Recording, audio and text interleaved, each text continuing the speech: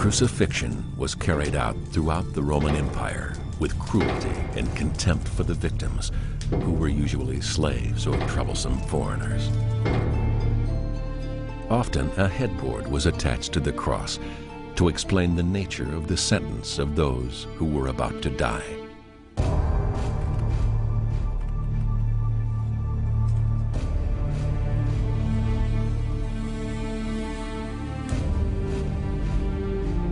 This is the story of how one such execution in a remote province of the Roman Empire became the central image of Christianity.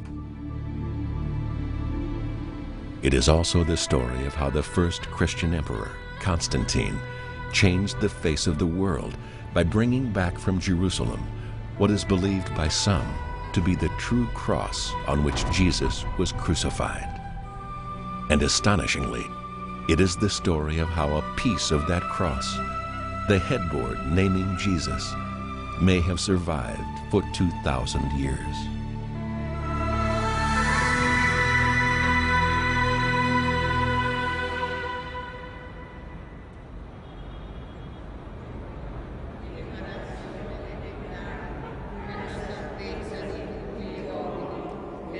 For 1,700 years, the Church of Santa Croce in Rome has housed a small, barely legible wooden plaque. Although it has been dismissed by most academics as a medieval forgery, one historian believes that it may in fact be an actual piece of the titulus, the headboard nailed above the crucified Christ with the mocking inscription dictated by Pontius Pilate, "Jesus of Nazareth, King of the Jews." If he is correct, it is an object of unimaginable importance. There must have been an inscription on the cross of Jesus. That was Roman custom. When someone was crucified according to Roman law, the reason for the punishment had been indicated on a piece of wood or whatever.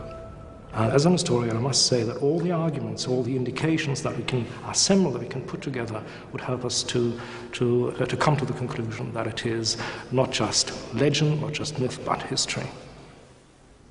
Professor Karsten Tida is an expert on biblical languages and texts, and it is on the study of these texts that he bases his claim. The biblical accounts of the crucifixion of Jesus of Nazareth describe a typical Roman execution. It was an agonizingly painful death, but common in the Roman Empire. Most scholars accept that Jesus was crucified, and contemporary historians confirm that the crucifixion was an historically verifiable event. We believe in one Lord, Jesus Christ, the only Son of God, eternally begotten of the Father, God from God, light from light, true God from true God, begotten not made, of one being with the Father. The Nicene Creed has contained the essence of Christian belief since 325 AD. To this day, it is spoken in thousands of churches around the world, in scores of tongues. The familiar words of the Creed refer to an historical figure, Pontius Pilate. For our sake, he was crucified under Pontius Pilate. Crucifixus etiam pro nobis sub Pontio Pilato.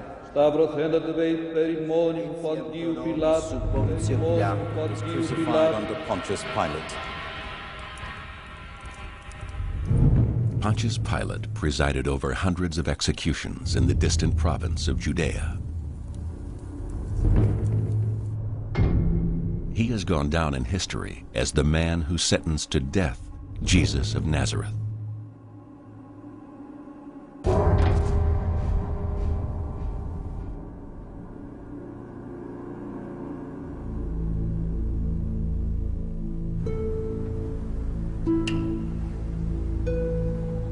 This ancient, worn piece of wood bearing some of the most potent and moving words in the Bible has only been removed from its case 4 times in the last 600 years.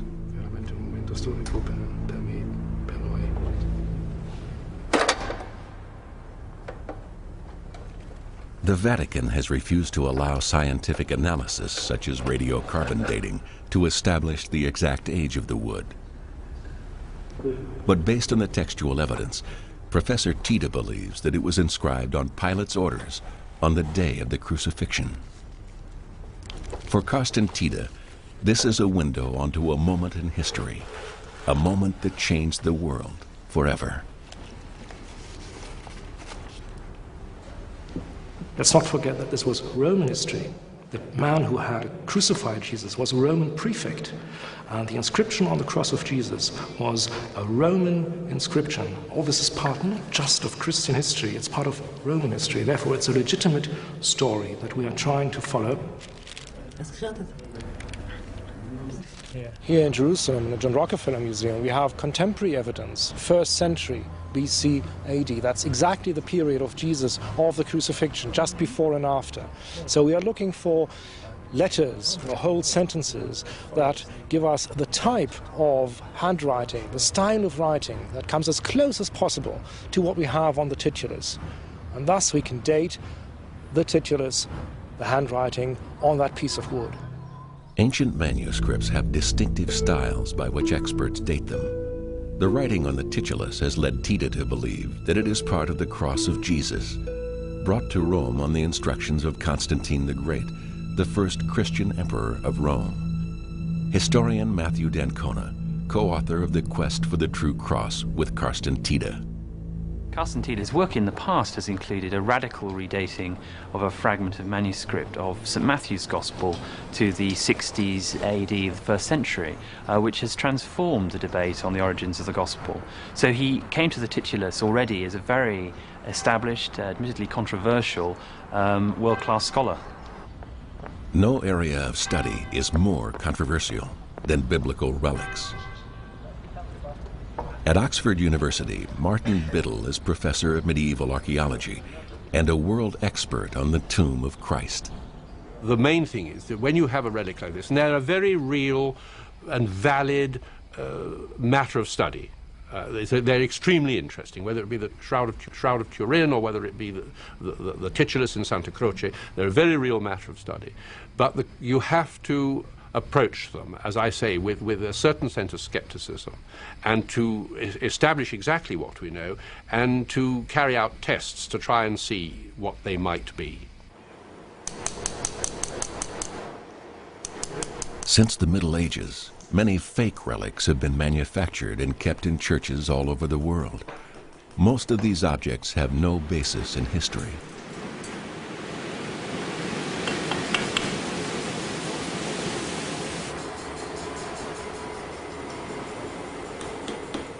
Among them are thousands of pieces of wood, like this piece in Santa Croce in Rome, which is said to be part of the Good Thief's cross that stood alongside that of Jesus.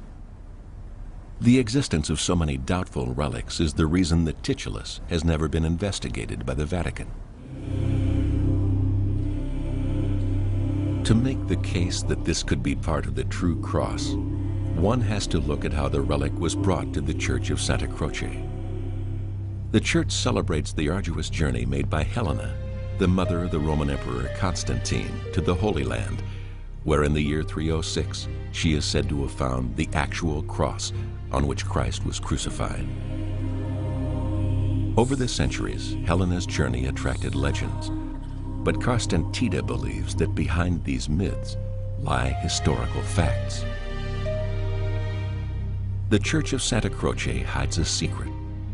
Part of it is a much older Roman structure, and behind the church are the remains of Helena's own palace. It was to this very place that Tita believes she brought part of the true cross and the titulus. The fact that this was Helena's palace lends weight to Tita's conviction that the titulus is not just one more dubious relic, but an historical artifact and the result of Helena's journey. In the church itself, Helena's discovery of the true cross is recreated in frescoes above the altar. Although she was 80 years old when she made her journey to Jerusalem, she is depicted as a young woman, and the whole event is shrouded in myth.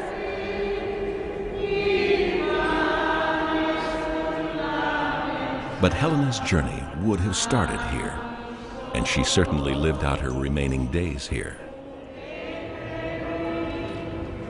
Rome is full of clues that point to the reality of Helena's journey. Not far from Santa Croce is a seldom visited monastery, Quattro Coronati. In its small chapel, a detailed series of frescoes from the late Middle Ages tell the story of Helena and Constantine.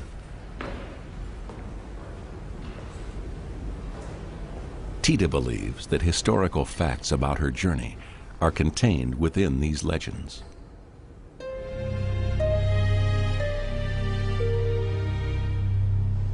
I'm looking for evidence, for historical evidence, and even in the High Middle Ages there are remnants of true historical knowledge, and some of that may have been covered by later legends, stories that have come up in the tradition of the Church. We have Helena with the 3 crosses. She's pointing at one of them, probably the one she wants to see tested first. There's that later legend that the true cross could only be identified by someone being healed when he or she was touched by it.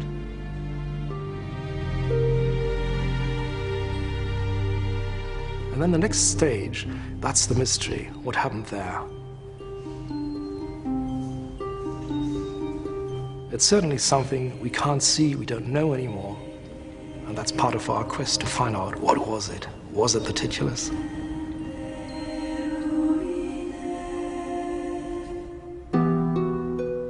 And Pilate wrote a title and put it on the cross. And the writing was Jesus of Nazareth, King of the Jews.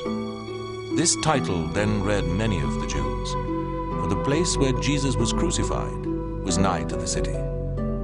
The accounts of the crucifixion of Jesus, what happened, the fact that he was crucified according to Roman law, that there was a Roman headboard, a Roman inscription, that isn't just fanciful gospel storytelling. It is a fact corroborated by non-Christian literature and well established within Christian literature.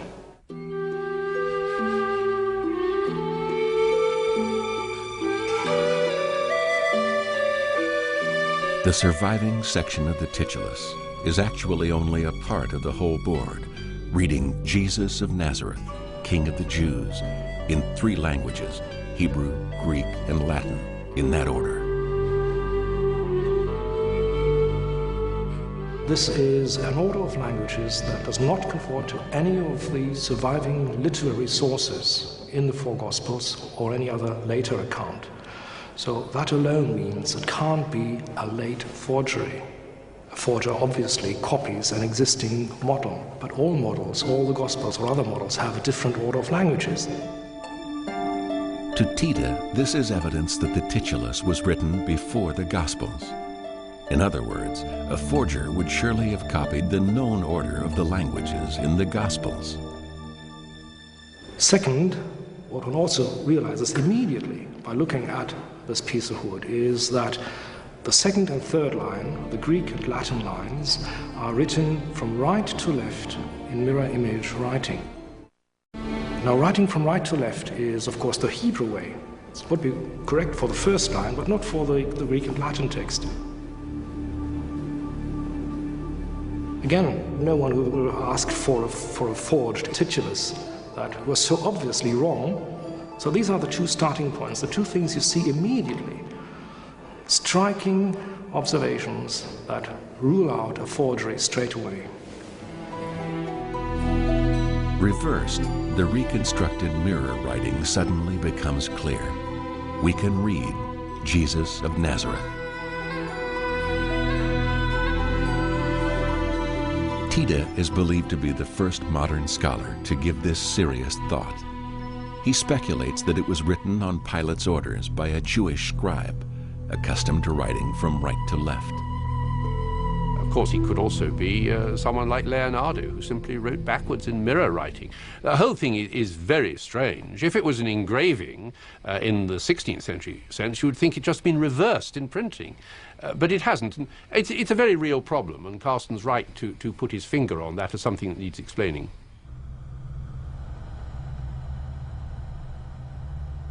And Tita believes that there is further evidence that the Titulus was not written in a later era. This letter is an abbreviation used at the time, but which died out by the end of the 1st century. We know, of course, what the earliest possible moment in time was. That's the 7th of April, AD 30, when Jesus was crucified. And that for an historian, for an epigrapher or papyrologist or philologist, that's brilliant evidence. You know the earliest possible moment in time when it could have been done, but you also know when it ended, when this type of writing, this typical way of writing Hebrew or Greek or Latin stopped. So you've got a frame, you've got a beginning and an end, which is, in our case, the one we want to establish, the 30s of the 1st century. If the Titulus is not a forgery, Professor Tita would have to establish how it came to Rome at all.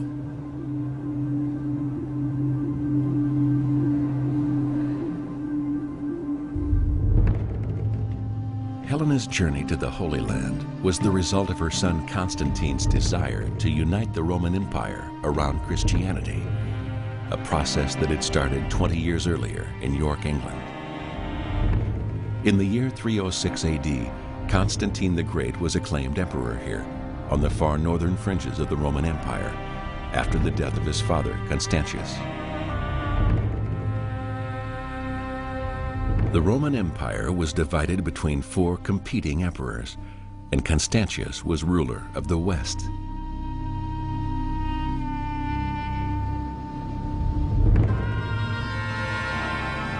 This was the start of Constantine's campaign to take control of the whole Roman Empire.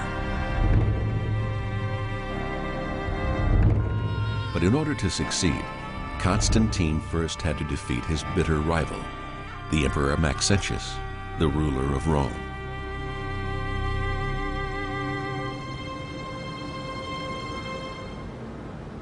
It was a question of kill or be killed, eat or be eaten.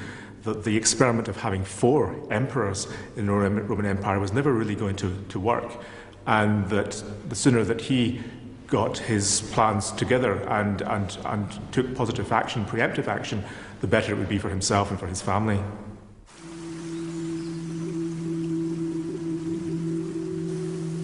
To conquer Rome, he first had to cross the Milvian Bridge, guarding the northern approaches to the Eternal City. Here it is said that Constantine had a vision of the cross. It was reported that it appeared in the sky above his encampment. His biographer, Lactantius, wrote, Constantine was advised in a dream to mark the heavenly sign of God on the shields of his soldiers. So he ordered his men to use this early Christian symbol, the Chi Rho. This was the first official use of a Christian cross in the Roman Empire, although outwardly it did not depart from traditional Roman designs. The picture suggests that Constantine was hedging his bets. On the morning of October 28, 312, Constantine attacked the superior forces of Maxentius.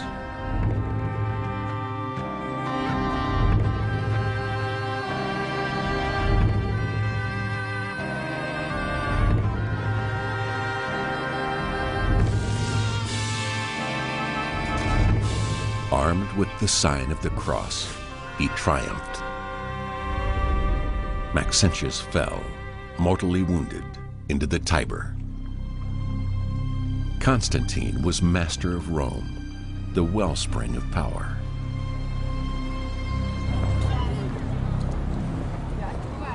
Right next to the Colosseum, he built a victory arch which celebrated his military and political successes.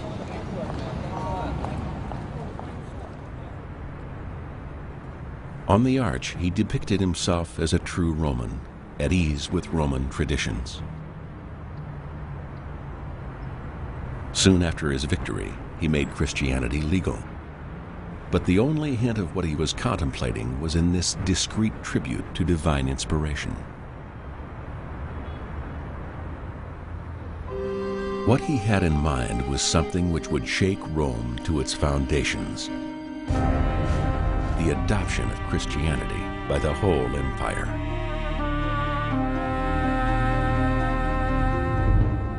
After establishing himself, Constantine looked toward the Holy Land for a defining principle for his diverse empire, a glue to hold it together.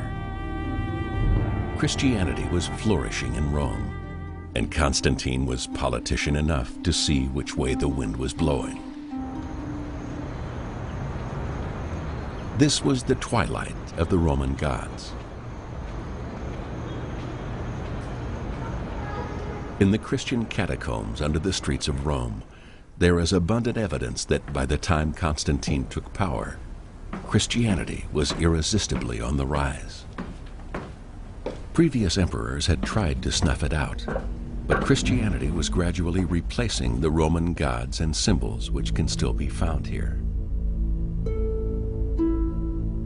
It was a period of transition, and Constantine understood that he could not be left behind with the Roman gods.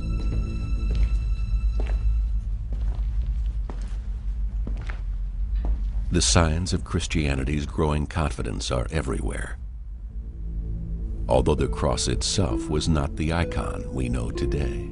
The cross was not an object of veneration. It was something to be almost imitated in prayer. The position of the first Christians was a cross-like position to interpret, as it were, that as a Christian, you followed Christ even into martyrdom, even into death. You won't find crosses, you won't find scenes of people dying. All the symbols and inscriptions are about hope. It's hope in the resurrection. Therefore, we have the dove as a symbol of hope, the anchor as a symbol of hope. The fish that was prepared by Jesus after the resurrection for his disciples. And of course, we've got the Chi-Rho, the Christ monogram, the first two letters of his name in Greek. What Constantine did very cleverly was to reinterpret it, to make sure that people understood that the old system, the old value system, the old symbols, the old science had now acquired a new Christian, a true and deep Christian meaning. The cross had become his talisman, the symbol of his triumph, and the rallying point of the empire. But Constantine's next step was to make that symbol reality. To do this, he needed evidence that Christianity was a faith based on historical events, and in this way, quite different from belief in the Roman gods. Professor Tita has come here to the British Museum in search of Helena, who played a key role in the whole story. Constantine enlisted the help of this formidable 80-year-old to go to the Holy Land and find the evidence he needed. This is one of the earliest depictions of her before she was transformed into a Christian saint. Helena was someone who came from not a very privileged position. It's believed that she probably came from somewhere near the Black Sea, and that she was a bit of an outsider, a bit of an upstart, and not quite worthy to be the first wife of any emperor or prospective emperor. So she was a character who was very much a self-made person, and someone who was driven with ambition for herself and for her family. I think Helena was one of the most extraordinary women ever to have lived.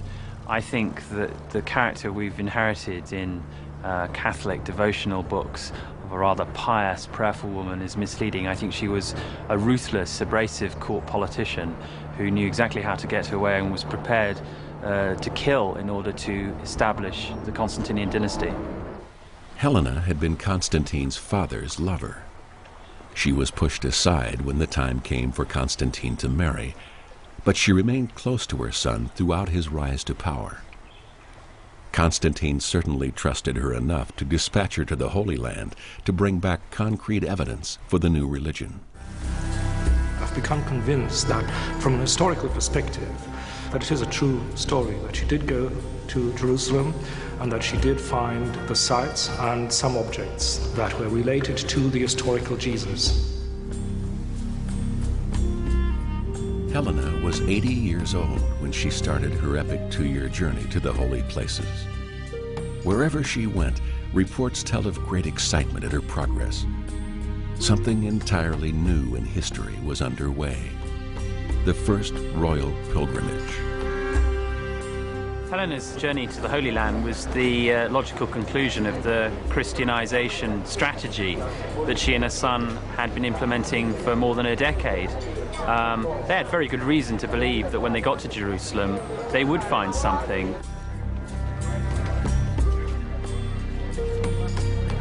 Ultimately, Helena reached Jerusalem in the year 326 in her search for the holiest site of Christianity, the site of the crucifixion and the resurrection.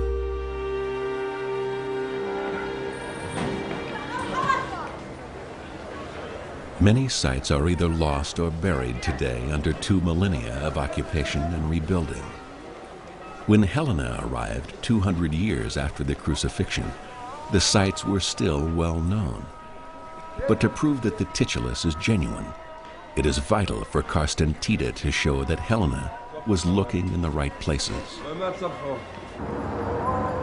The question of the authenticity of the known holy sites, and particularly the location of the tomb of Jesus, has long been a subject of controversy. Today, most historians believe the site of the crucifixion to be here, at the domed Church of the Holy Sepulchre.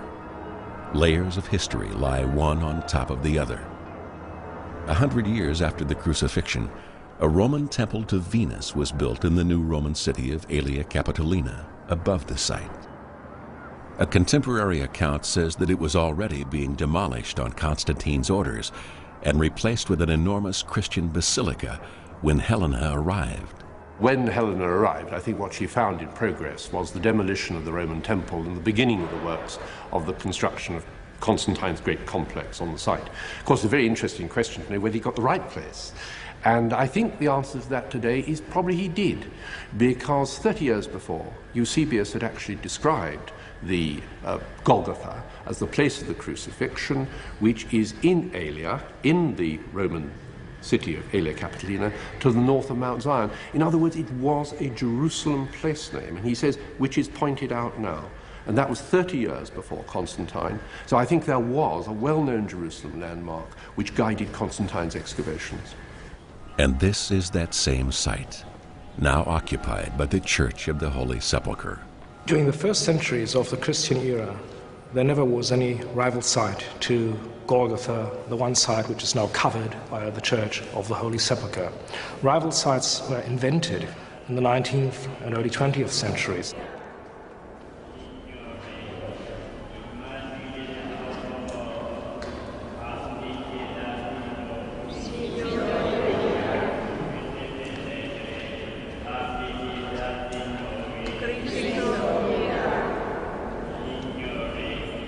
The evidence that this is the true site of the crucifixion and the place where Helena excavated lies deep under the church.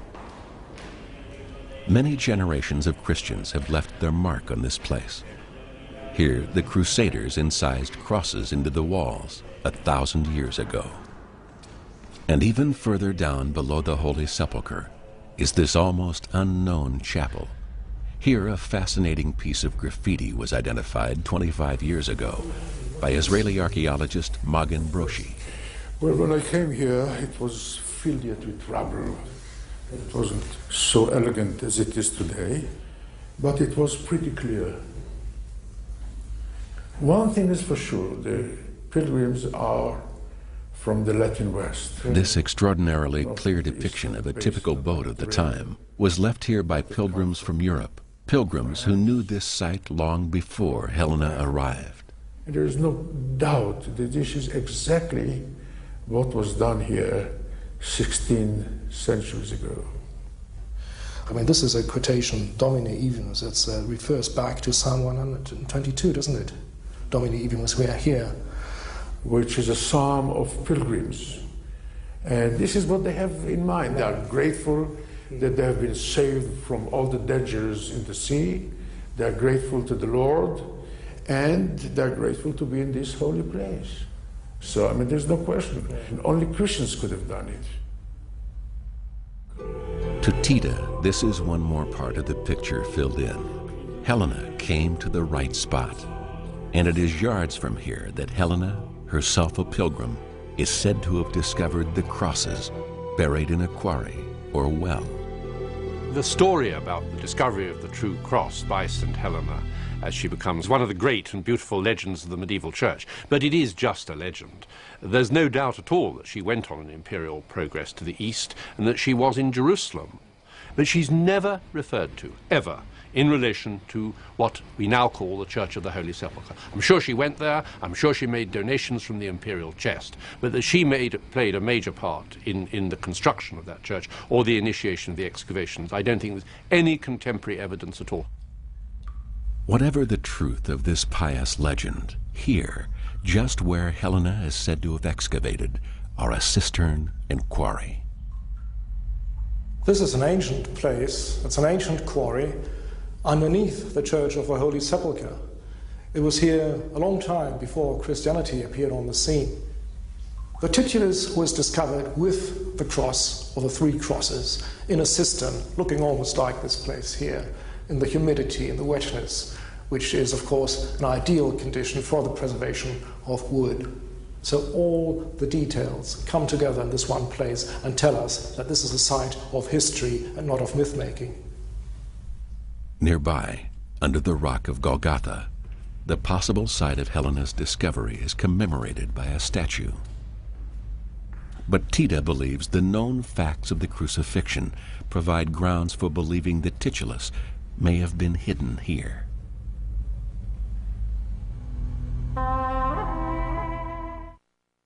And they took Jesus and led him away. And he, bearing his cross, went forth into a place called the place of the skull, which is called in the Hebrew Golgotha.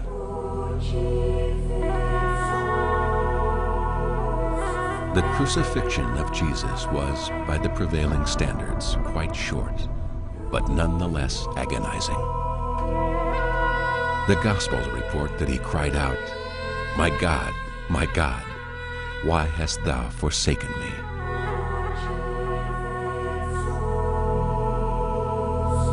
There were many different ways to crucify. I mean, there were different crosses, there were different ways to crucify. I think the sadistic ingenuity of the crucifixion team probably depended upon how one was put on the cross.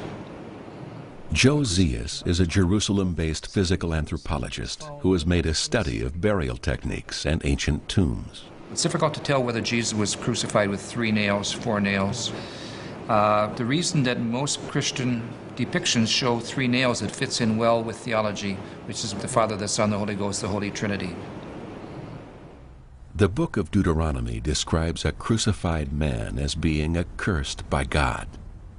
So it must be asked, how likely is it that a convicted criminal's body would have been given a Jewish burial? There is one dramatic piece of evidence. The remains of a Jewish crucifixion were discovered in this ossuary, bearing the name of Yehohanan. In 1968, there was an archaeological find here in Jerusalem, outside of Jerusalem, where they found a Jewish tomb, Jewish ossuaries from around the time of Jesus. What we found here, this is what's called the calcaneum. This is the right heel bone. And we can see clearly here, we can see the nail, which is running laterally into the heel. If you look closely here, we can see there's a plaque of wood. There's still evidence here after 2,000 years here in Jerusalem that we found evidence for the wood. The wood acted as a washer. It then went into the heel. What probably happened now was it went into the tree. It probably struck a hard knot or something. It fish hooked, and then they took the individual down from the cross. It was impossible to remove the nail. So they buried him with this nail in his foot. This man went unto Pilate and begged the body of Jesus. And he took it down and wrapped it in linen and laid it in a sepulchre that was hewn in stone, wherein never man before was laid. The location of this tomb and what happened in the 3 days after the crucifixion are crucial for Tita's theory. We now know, as a result of research over the last century or so, that the site marked today by the Church of the Holy Sepulchre is the site of a Jewish cemetery, a cemetery of rock-cut tombs dating from the 1st century BC to the 1st century AD. And therefore, the possibility that there was a rock-cut tomb new made by Joseph of Arimathea on that site actually now has a context. It's a most remarkable development.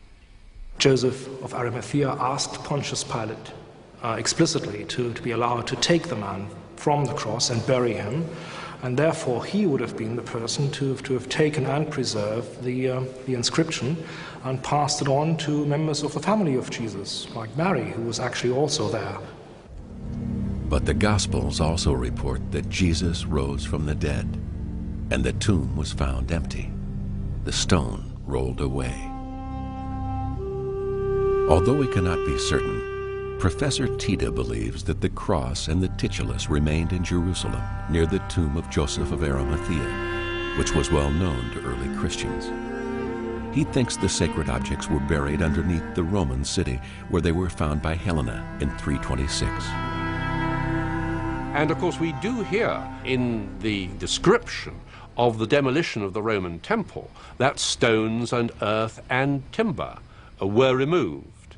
And my simplistic view of all this is that some timber balks were indeed found during the construction of Constantine's great church, enormous complex, not just a church, enormous complex, and that the kind of standard of proof which these chaps required was not the kind of standard of proof we're looking for today.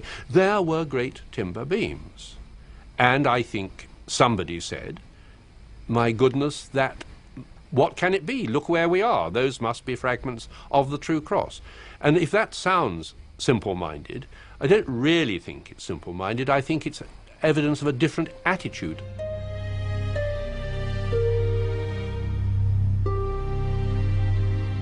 Helena is believed to have divided her finds into 3 sections for distribution around the empire.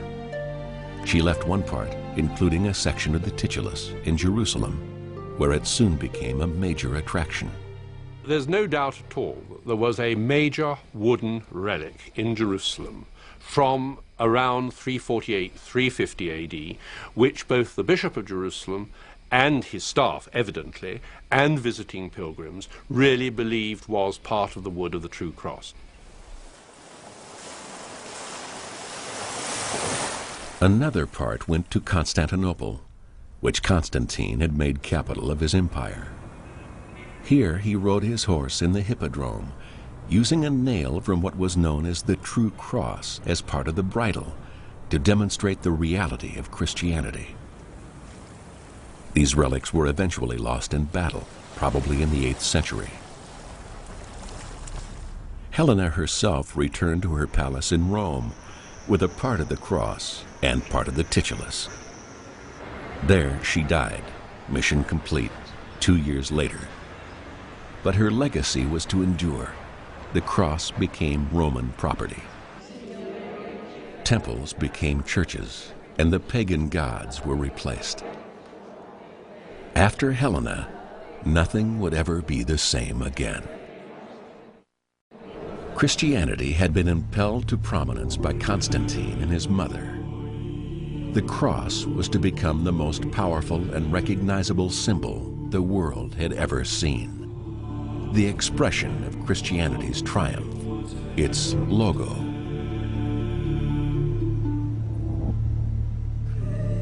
Constantine continued his slow personal progress toward Christianity. He banned crucifixion in the year 337 and was himself baptized just before his death. A coin shows him ascending into heaven in a suspiciously pagan-looking chariot. He was ambivalent to the last. Helena's journey to the Holy Land had been the catalyst for change. But what happened to the relics she had discovered after she died? For 7 centuries, the part of what was believed to be the true cross and the titulus left by Helena in the Holy Land were on display during a long history of capture and recapture of the holy places. When the first Crusaders arrived and took Jerusalem in the 11th century, They paraded the cross in battle against their enemies, fortified by what they believed was the true cross. All along the Jordan Valley, they established a network of castles in their efforts to protect the Holy Land from invading Muslim forces. The Crusader Knights brought fragments of the true cross to Belvoir Castle before they marched out to meet the invaders above the Lake of Galilee.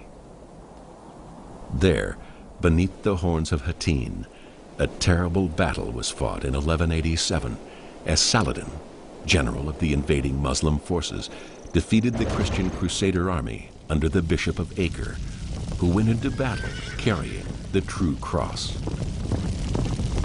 The cavalry charged in wave after wave among the floating mists of the mirage and the torments of thirst with the fire in the wind and anxiety in their hearts. These dogs hung out their parched tongues and howled under the blows. They hoped to reach the water, but before them was hell with its flames, and intolerable heat overcame them.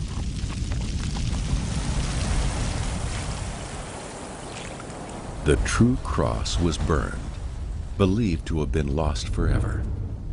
Christendom's most precious possession was reduced to ashes.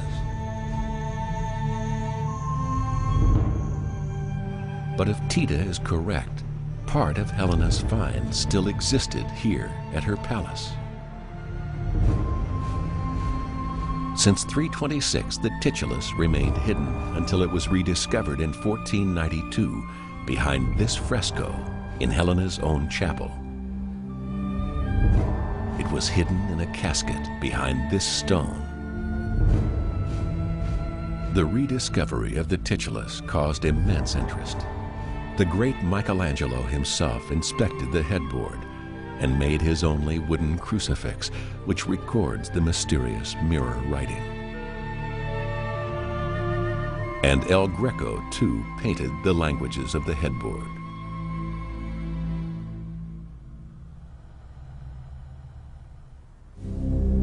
And this is that same piece of wood, which Carsten Peter Tita traces back to Golgotha, the place of crucifixion. We can still make out clearly the Greek and Latin lines and the remains of the Hebrew. And there are traces of what could be the white and red pigments the Romans used to color these headboards. The wood itself has been identified as walnut, common in Roman times and found all over the Mediterranean. It was just such a wooden headboard that Pontius Pilate ordered to be placed on the cross of Jesus 2,000 years ago, mocking him for claiming to be the King of the Jews.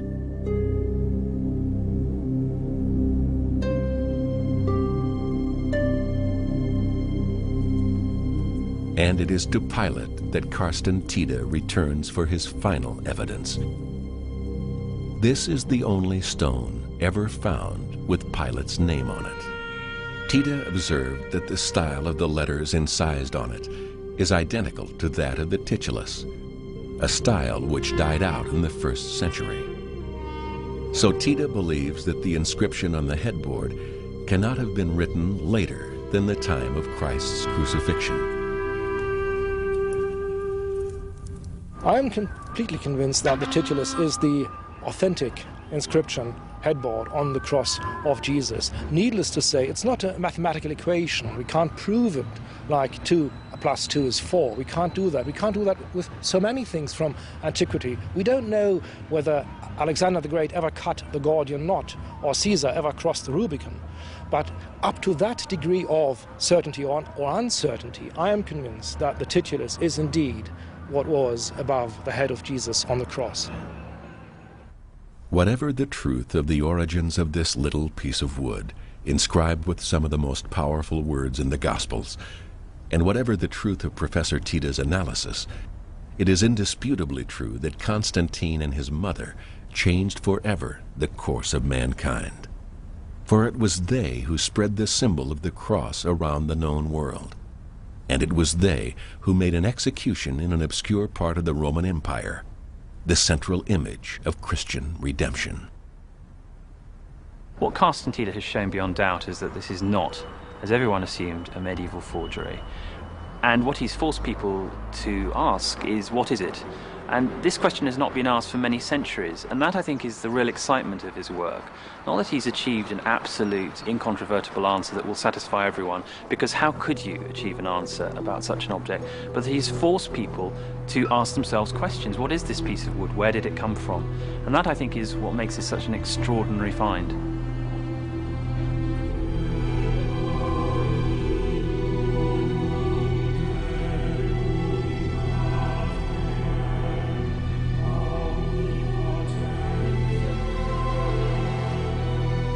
And when he had called the people unto him with his disciples also, he said unto them, Whosoever will come after me, let him deny himself, and take up his cross, and follow me. For whosoever shall save his life shall lose it, and whosoever shall lose his life for my sake and the gospel's, the same shall save it.